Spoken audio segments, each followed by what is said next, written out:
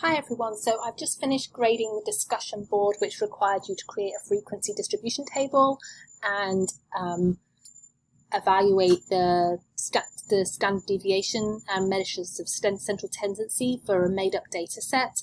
The thing is, in reality, you're probably not going to be hand computing the means, median, modes and standard deviations. And an easy shortcut is to use the tools on Excel.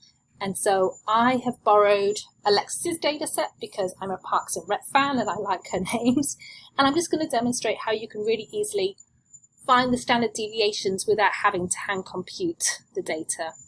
So if you click in the cell just below the data and you type equals, parentheses, and then standard S, if you just put in S, it's going to bring up or pull up the function for standard deviation.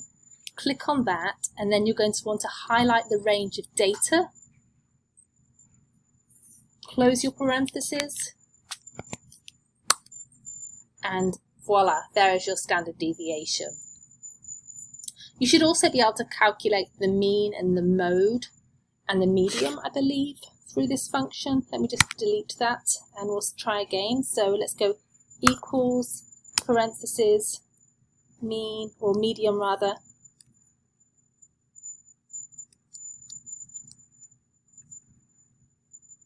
I'm going to highlight my data set.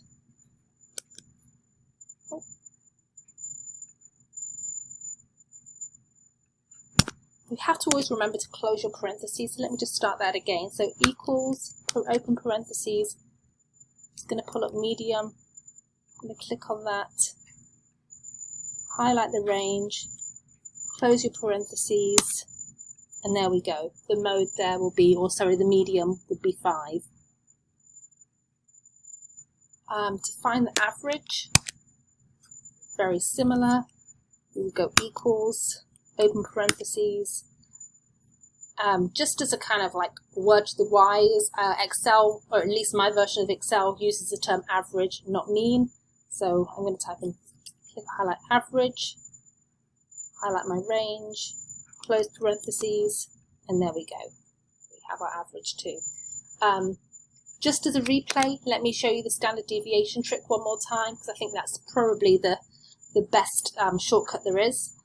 So type equals, open parentheses, start to write standard deviation. It's going to automatically pull it up. Highlight your range of numbers, close parentheses.